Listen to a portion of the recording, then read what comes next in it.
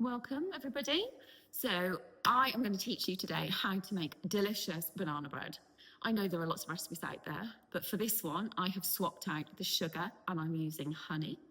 And I'm also adding in flax seeds for extra nutrients. It's delicious, absolutely delicious. And I'm going to show you how you can easily whip up this cake, get it in the oven, and you've got something to enjoy with a cuppa. So here we go. Okay, so we're going to start. Today I'm going to use a handheld mixer. You can just use a whisk. It's fine. Key thing is you want your butter really, really soft. I've cut it into chunks and it's just been in the microwave for 20 seconds. But with this, having the butter mega soft will make your life easier when you're making your cake. We've got loaf tin lined. Loaf tins are my favourite cake to make purely because whacking a liner speeds up the process at no end, and it's lovely having slices of cake. So we've got 90 grams of our unsalted butter, and we're going to whisk that up just for a couple of minutes. But my top tip is to make your life easy, get everything weighed out in advance. So I've weighed out 190 grams of plain flour and 1.5 teaspoons of baking powder. I've weighed out 20 grams of flax seeds. It's milled flax seeds. That's optional. You don't need to use it. We have got 125 grams of runny honey. If you've got set honey, then the easiest thing to do is whack it in the microwave for a few seconds, give it a stir. Having a runnier consistency will hopefully reduce the chance of your butter setting. So that's done. And then I've got 2 free-range eggs, and they're at room temperature. So they are already broken up into a bowl. So all of the ingredients are ready. The oven is on at 170 degrees fan oven. So as soon as we've whipped all of this up together, we will then whack it in the oven. Oh, and I've also blitzed my bananas. So I've just used a NutriBullet. You can mash them, or you can get them in a separate bowl and whisk them up with your handheld whisker. The reason I blitz mine is it helps the end result be quite smooth. If you prefer it with lumpy bananas, then just give it a mash with a fork. But mine are blitzed up, and I've got 3 medium-sized bananas. If you've got ripe bananas and you pop them in the freezer, just defrost them and give them a whisk. They work a treat. So we'll get started. So all I'm going to do is whisk up or beat up this butter for 1 minute, and I just want to get some air into it. So I'll beat it up set your timer for 1 minute, and then we're going to scrape down the sides of the bowl and we're going to do it again. So here goes.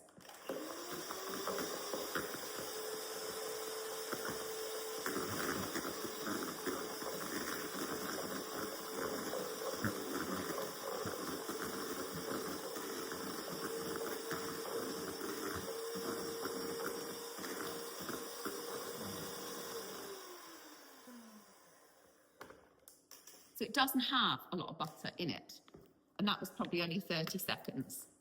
But I'm wanting my butter to go slightly paler in colour.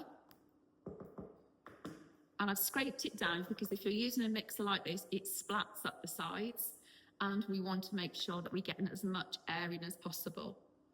So what I'd like to do is beat it for another 30 seconds, give it a scrape down, and do then another minute.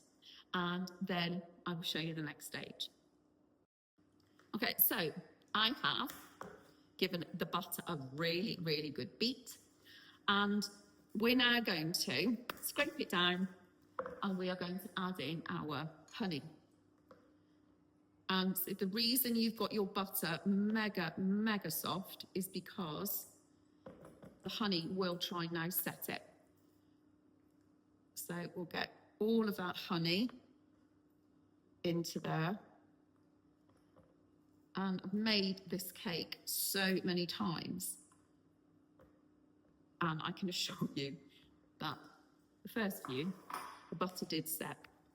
So all we're going to do now is beat it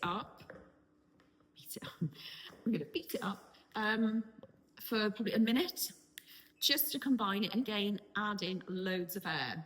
So give it a really good beat, and then I'll show you the next stage.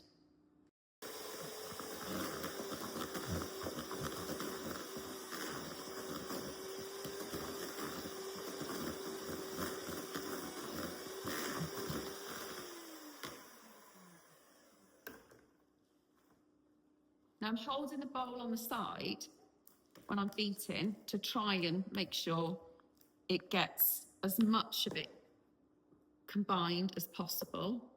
If I was to just keep the bowl flat, generally it'll only get bits in the middle, and obviously as it's going up the bowl, it misses loads. Purpose of this is so that we're getting air into it all. So just going to go again.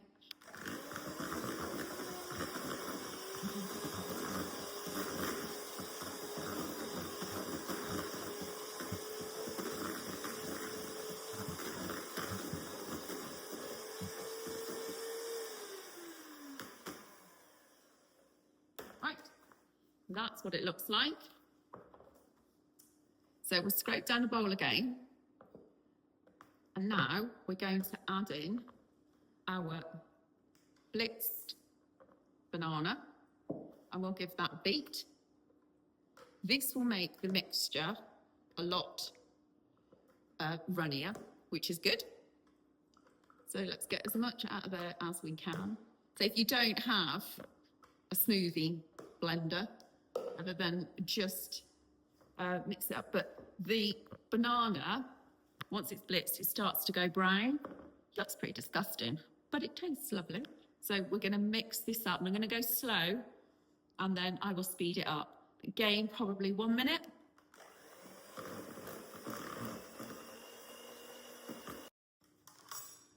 So the two things you will need are a spatula and a spoon. So all we're going to do, pour our cake mixture into our lined loaf tin.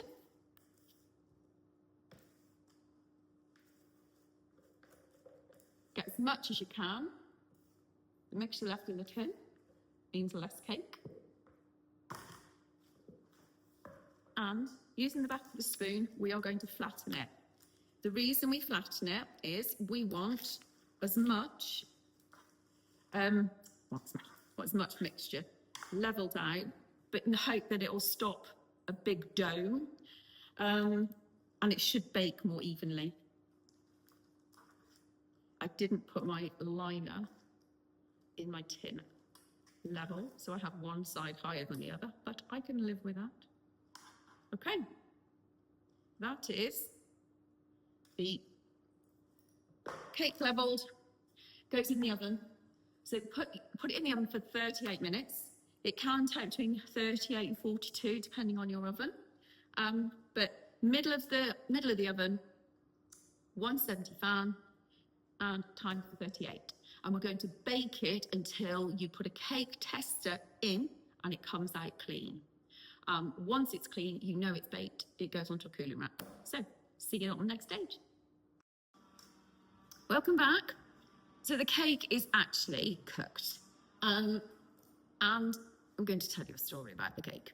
So to test the cake, I've just got a cocktail stick. You can use the fancy cake tester if you wish. But all you do is you put your cocktail stick, I generally start in the middle, go diagonally. And you just want to make sure that the cake tester comes out clean, so there's no cake mixture on it. If there's still cake mixture, you need to put it back in for another couple of minutes. Now, I said it should take between 38 and 42-ish minutes. This little devil took 46. It could be that the bananas were slightly bigger. It could just be that my oven is being very naughty. And over the years of teaching people how to make cakes, I know that all ovens are different. But it's basically, you would just test it at different times. And it has got a crack on the top, and that's fine. And I shall show you. So that's got a crack. It's just where it's slightly domed. This stays in the cake tin on a cooling rack for 10 minutes. And then I will lift it out by the baking paper and I will put it onto the cooling rack so it cools down. I wouldn't cut it for at least half an hour after I've made it. Now, I do know, living with youngsters, that waiting half an hour for a cake when it comes out of the oven doesn't always work. But if you were to cut it when it's too hot, it will sort of like stick together, so it'll go claggy and it'll look like it's not cooked.